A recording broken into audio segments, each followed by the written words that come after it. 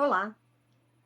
Antes que termine o ano de 2022, mais precisamente o mês de dezembro de 2022, gostaria de fazer uma singela homenagem pela passagem dos 102 anos de Clarice Lispector, que aconteceu no dia 9 de dezembro deste ano. No dia 10, completou-se 45 anos da sua morte. Eu escolhi para fazer essa homenagem uma crônica pouco comentada de Clarice, escrita no ano de 1970, no mês de junho de 1970, e intitulada Nos Primeiros Começos de Brasília. Começa assim: Brasília é construída na linha do horizonte. Brasília artificial. Tão artificial como devia ter sido o mundo quando foi criado. Quando o mundo foi criado, foi preciso criar um homem especialmente para aquele mundo. Nós somos todos deformados pela adaptação à liberdade de Deus. Não sabemos como seríamos se tivéssemos sido criados em primeiro lugar e depois o mundo deformado às nossas necessidades. Brasília ainda não tem o homem de Brasília. Se eu dissesse que Brasília é bonita, veriam imediatamente que gostei da cidade. Mas se digo que Brasília é a imagem da minha insônia, veem nisso uma acusação. Mas a minha insônia não é bonita nem feia. Minha insônia sou eu. É vivida, é o meu espanto. Os dois arquitetos não pensaram em construir beleza. Seria fácil? Eles ergueram o espanto deles e deixaram o espanto inexplicado. A criação não é uma compreensão, é um novo mistério. Quando morri, um dia, abri os olhos e era Brasília.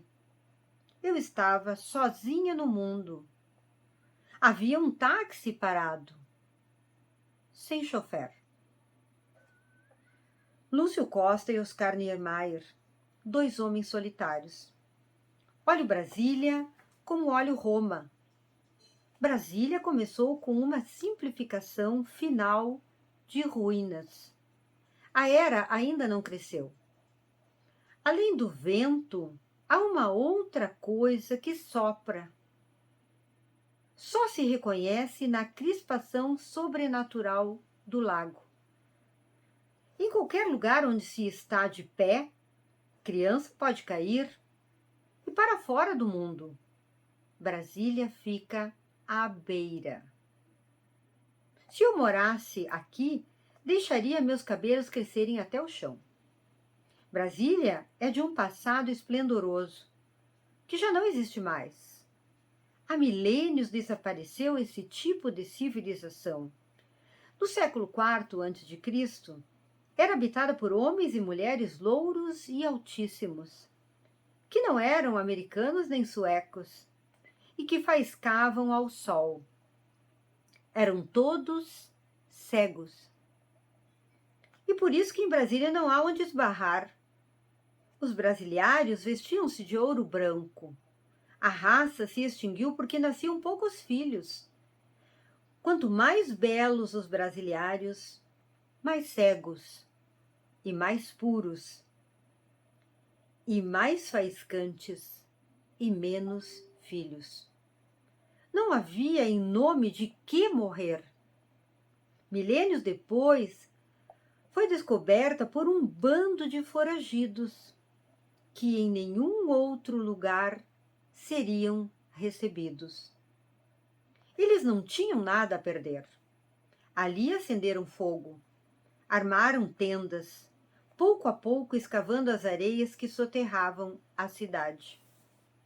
Esses eram homens e mulheres menores e morenos, de olhos esquivos e inquietos, e que, por serem fugitivos e desesperados, tinham em nome de que viver e morrer. Eles habitaram as casas em ruínas, multiplicaram-se, constituindo uma raça humana muito contemplativa. Esperei pela noite, como quem espera pelas sombras para poder se esgueirar. Quando a noite veio, percebi com horror que era inútil. Onde eu estivesse, eu seria vista. O que me apavora é, vista por quem? Foi construída sem lugar para ratos. Toda uma parte nossa, a pior, exatamente a que tem horror de ratos, essa parte não tem lugar em Brasília. Eles quiseram negar que a gente não presta. Construções com espaço calculado para as nuvens.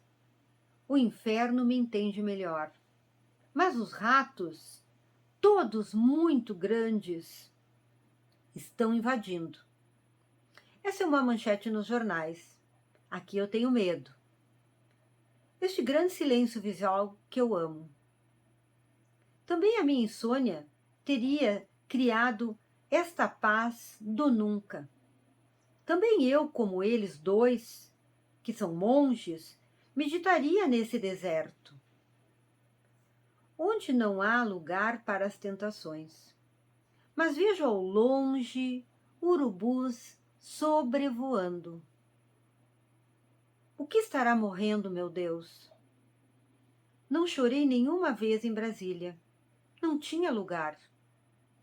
É uma praia sem mar. Em Brasília, não há por onde entrar, nem por onde sair. Eu encerro aqui a leitura desse fragmento e recomendo a leitura do texto completo.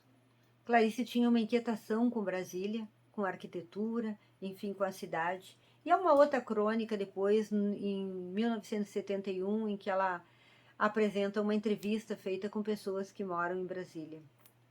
Por hoje, então, fica aqui a minha homenagem a essa escritora tão especial, tão incrível, que coloca sempre no meio do seu texto, nas suas palavras, um enigma, alguma simbologia, algo que faz a gente pensar e que nos obriga a voltar para reler. Era isso. Se gostaram, leiam a crônica completa e leiam Clarice Lispector.